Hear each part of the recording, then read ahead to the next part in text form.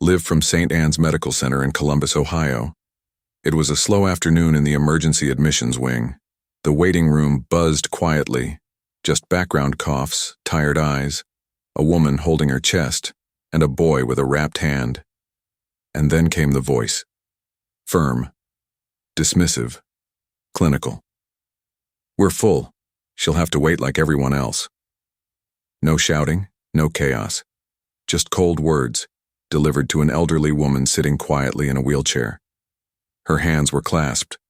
Her coat was soaked from the light rain outside.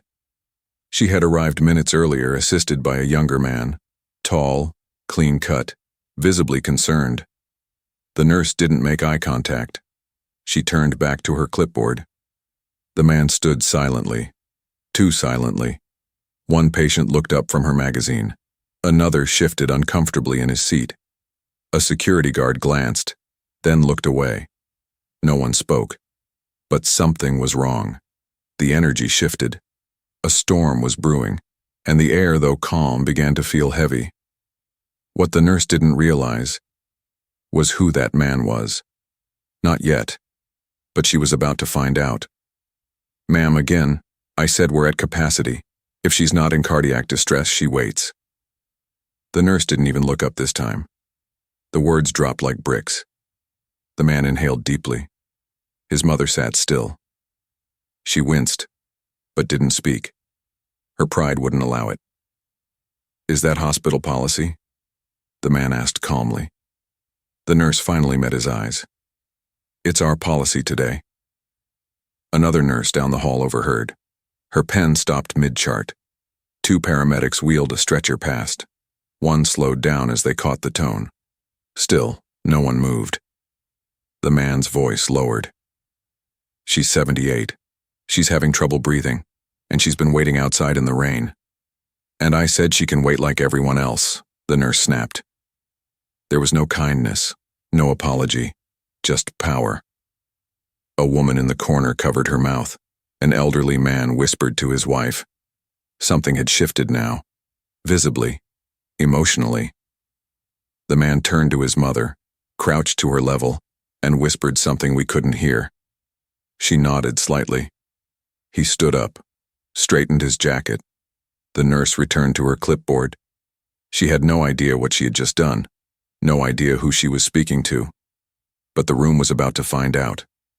A red light blinked. Quiet, unseen.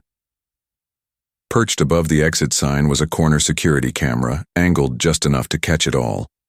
The nurse's voice, the dismissive posture, the indifference to an elderly woman struggling to breathe. All of it recorded. But there was another lens. Not the hospital's. From across the room, a young man held his phone low, recording discreetly.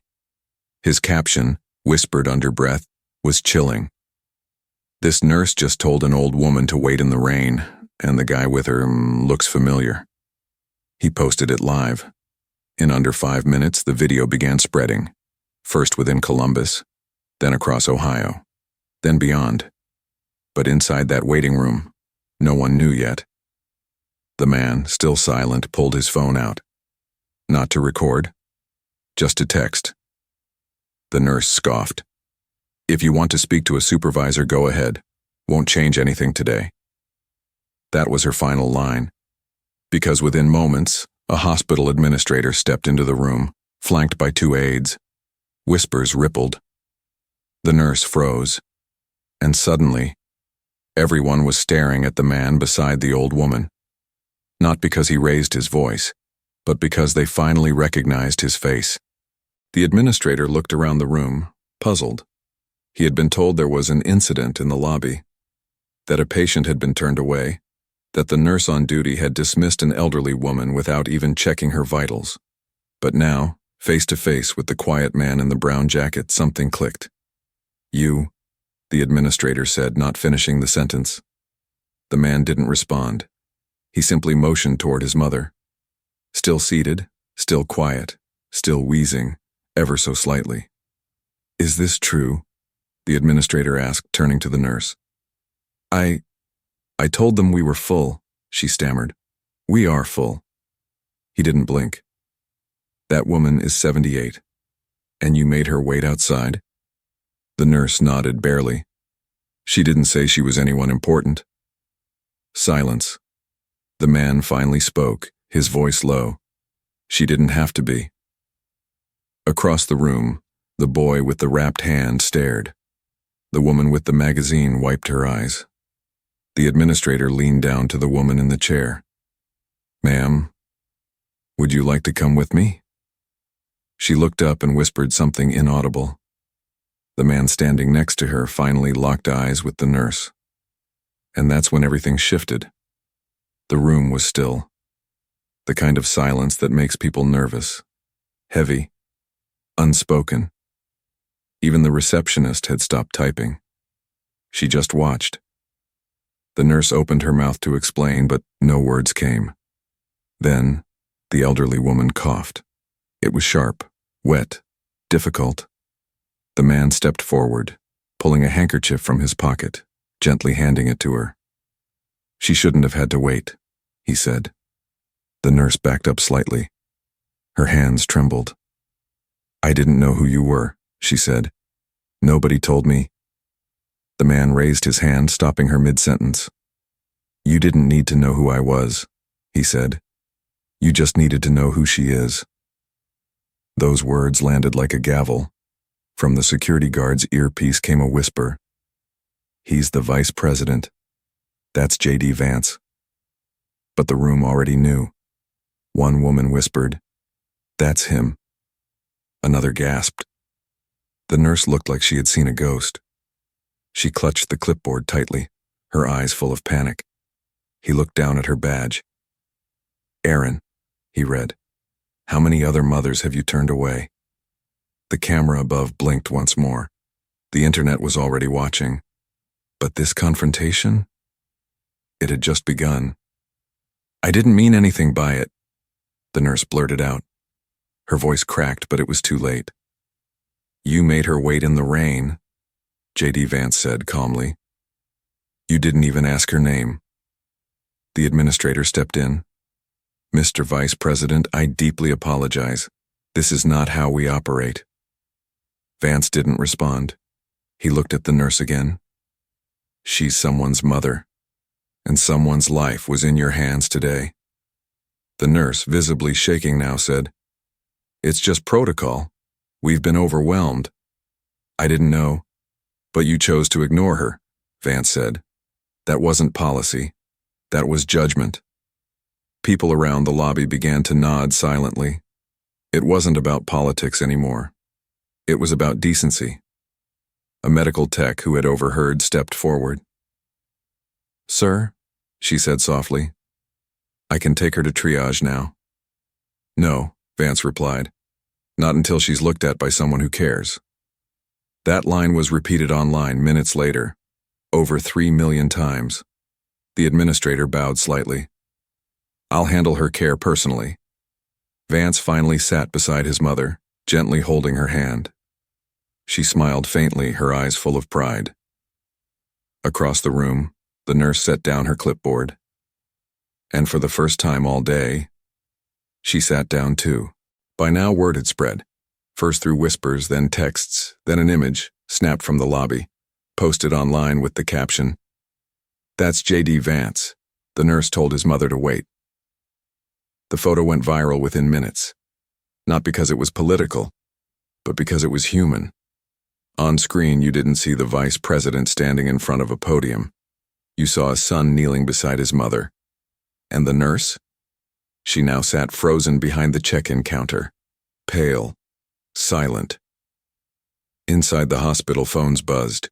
2 medical interns in the hallway paused to confirm what they were seeing on Twitter. A janitor stepped aside and removed his cap out of quiet respect. But in the waiting room, J.D. Vance said nothing. He didn't need to. The administrator returned, visibly rattled. "Sir," he began, "we'd like to make this right." Vance didn't respond immediately. He looked at the nurse again, this time not with anger, but with disappointment. "I'm not here for an apology," he said. "I'm here for my mother." The cameras above kept rolling, but the whole world was watching now. for something much deeper than a headline. The room was quieter than any emergency ward should ever be. Even the monitor at the reception desk had been muted. On screen, local news had already picked up the photo. A red banner read, "VP Vance in hospital incident. Care denied to elderly patient." But inside St. Anne's, no one was yelling. No one was debating. It was shame that filled the air now. The nurse, Erin, stood slowly. Her mouth opened, then closed again. She walked toward J.D. Vance and his mother, hesitated, and then took a breath. "I didn't know," she whispered. Vance looked up. "You didn't ask." Those words cut deeper than any insult. "You looked at her coat," he continued, "not her breathing. You looked at the clock, not her condition." Erin nodded once. Her eyes glistened. "I was overwhelmed," she said. "So was she," he replied. Silence again. In the corner, an elderly man reached for his wife's hand. Even the security guard's posture had shifted, from authority to humility. Then J.D. stood. He didn't raise his voice. He didn't point. He simply asked, "How many people have left this hospital feeling invisible?" No one answered. But for the first time, every eye in the room looked inward. The hospital's chief of staff arrived. Not with a press statement, not with cameras. He entered quietly, read the room, then walked directly to J.D. Vance. "Sir, we're deeply sorry. There's no excuse." J.D. didn't nod. He didn't wave it off. "I'm not asking for anyone to be fired," he said, "but I am asking for something harder." The chief of staff listened. "Change how you treat people who don't have a title," Vance continued. "The quiet ones, the poor ones, the old ones, the ones who don't know how to demand respect." Across the room, Erin lowered her head. This wasn't about punishment anymore. It was about reflection, reform. The chief of staff turned to the administrator. "Bring in a physician now. Full workup, quiet room." They nodded, but J.D. didn't move yet. He turned back to the others in the room, the bystanders, the patients, the tired and forgotten. "No one here should be afraid to speak up," he said. "Not today. Not ever again." It wasn't a speech. It was a moment. A nurse stepped forward from behind the desk, different from the one before, and simply said, "I'll take her." It was the first kind thing said all afternoon, and it changed everything. The hallway lights buzzed faintly. The new nurse guided J.D. Vance's mother gently through the double doors toward care, without a word. Just kindness. The kind that doesn't need cameras. Back in the waiting room, J.D. Vance remained still, hands folded, eyes steady. The chief of staff stood beside him, quiet but clearly shaken. "This isn't the first complaint this week," he admitted. "It's just the first one with consequences." Vance didn't respond right away. Then slowly he said, "That's the problem." Staff around them froze, not from fear but from realization.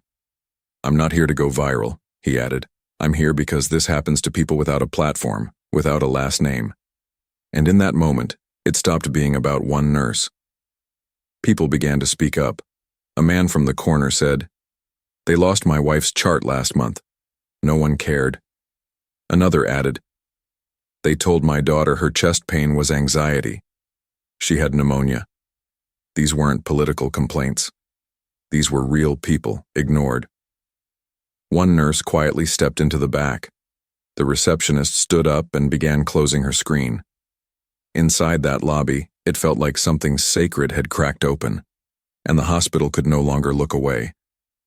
A young man in scrubs stood near the vending machines. He had kept quiet all afternoon, just watching. Now, he walked forward. "I've worked here 3 years," he said softly. "We've been trained to prioritize paperwork over people." That single sentence felt heavier than any outburst. Vance looked up. "What's your name?" "Derek." The VP extended his hand. "Thank you, Derek." For a moment, the room breathed differently. The hospital staff began to face what they'd long ignored. They were tired, overworked, reactive, But worse, they'd become numb. It's not about one bad employee, Derek continued. It's about a broken culture. No one interrupted. Even Erin, the nurse at the center of it all, stood nearby, listening. Silent, shaken. J.D. Vance turned to the administrator and asked, "Do you train your team on empathy?" The answer didn't come, because everyone in that room already knew it. More phones were recording now, not for outrage but to remember this moment, this reckoning.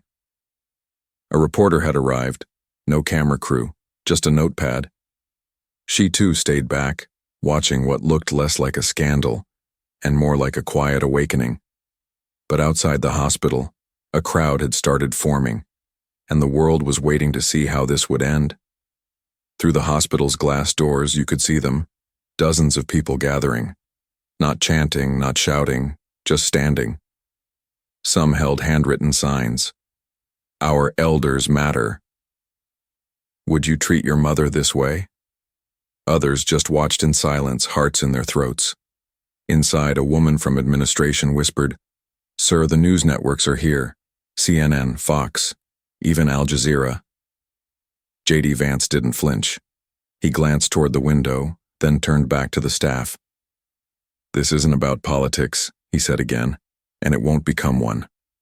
He walked toward the nurse's station. Erin stood there, still holding the same clipboard. Her knuckles were white from gripping it too hard. He faced her fully. "You're not the villain here," he said, "but you made a choice." She nodded, a tear finally falling. "And today," he added, "we all did."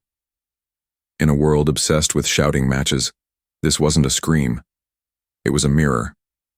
And for the first time all day, Erin set the clipboard down. Outside, the crowd grew. Inside, the tone changed. It was no longer about a viral clip. It was about whether we truly see the people in front of us, and whether we still have the courage to care. By now, every major outlet was outside. The crowd stretched along the sidewalk, quiet but growing. Reporters whispered into phones. Cameramen adjusted tripods. But no one dared shout across the glass. Inside, nothing had changed. J.D. Vance still hadn't spoken to the media. He stayed seated. His mother was now receiving care in a quiet room down the hall, but the weight of her earlier treatment still hung over the room. An aide from the White House finally entered. "Sir, this is becoming a national story. The president has been briefed." Vance didn't move. He looked toward the reception desk, where Erin, the nurse, remained seated, still watching, still silent. The aide lowered her voice. "Do you want to make a statement?"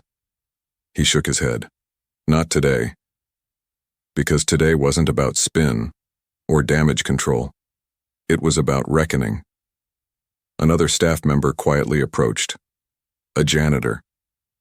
He placed a folded piece of paper on the desk. On it was a single sentence. "My mom was treated this way too." That paper was later photographed and shared by over 12 million people. But inside that hospital, no one took a selfie. They were too busy absorbing the truth. The chief of staff returned, phone in hand. "Sir, CNN wants to know if they can come inside. NBC too." J.D. Vance didn't look at the phone. "This isn't a press event."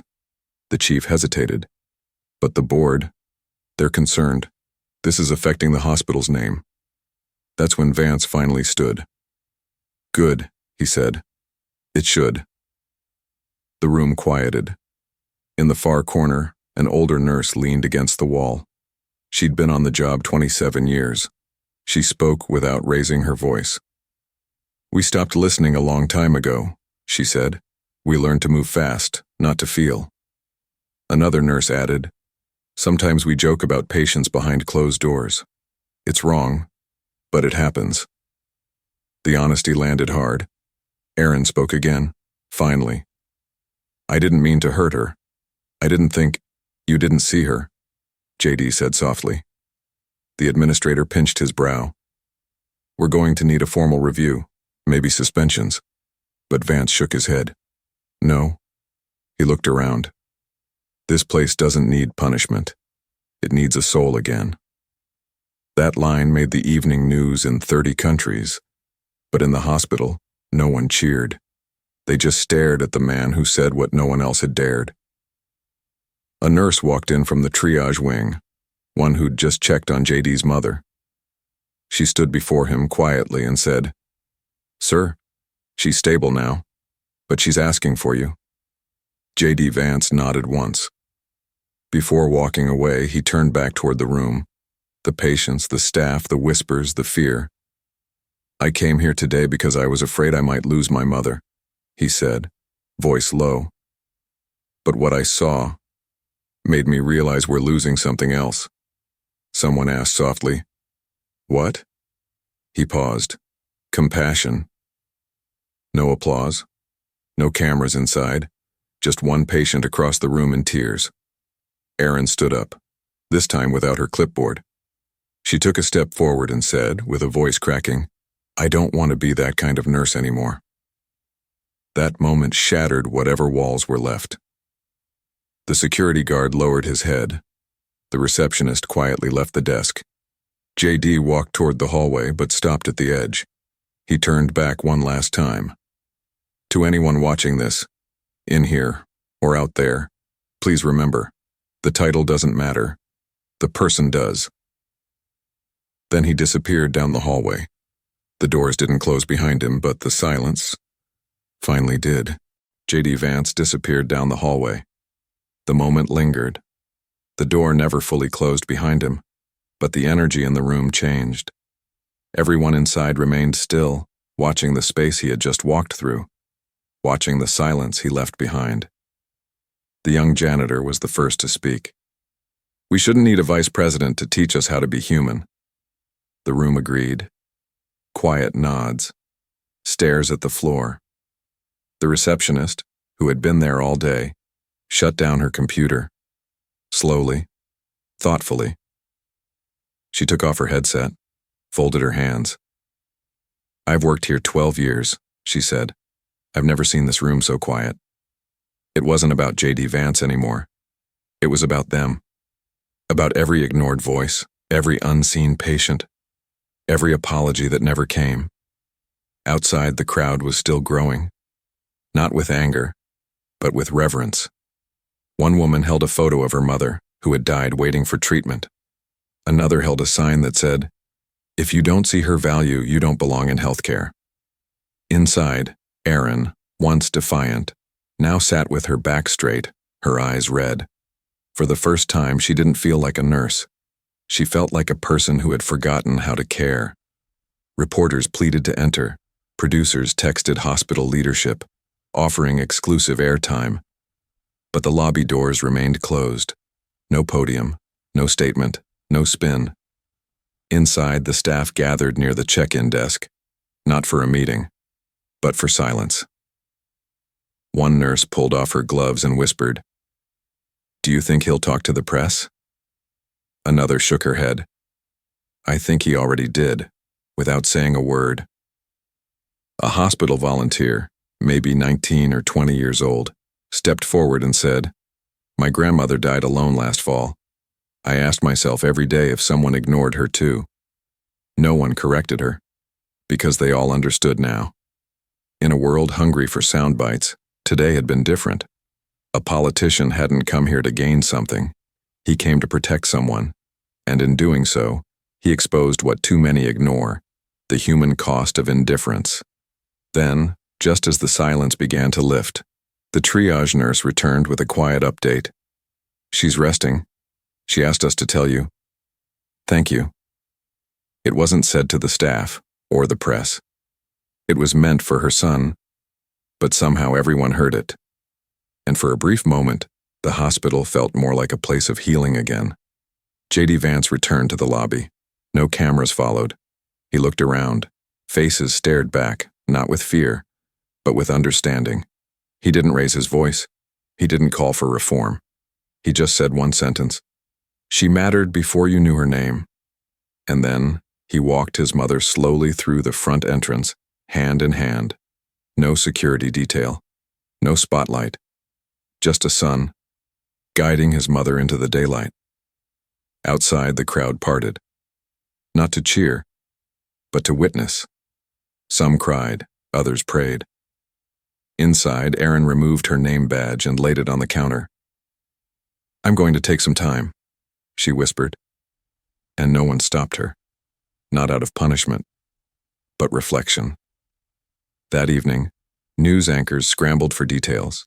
Headlines screamed across the internet. But the most shared post of the night wasn't a video or quote. It was a simple message typed by a stranger.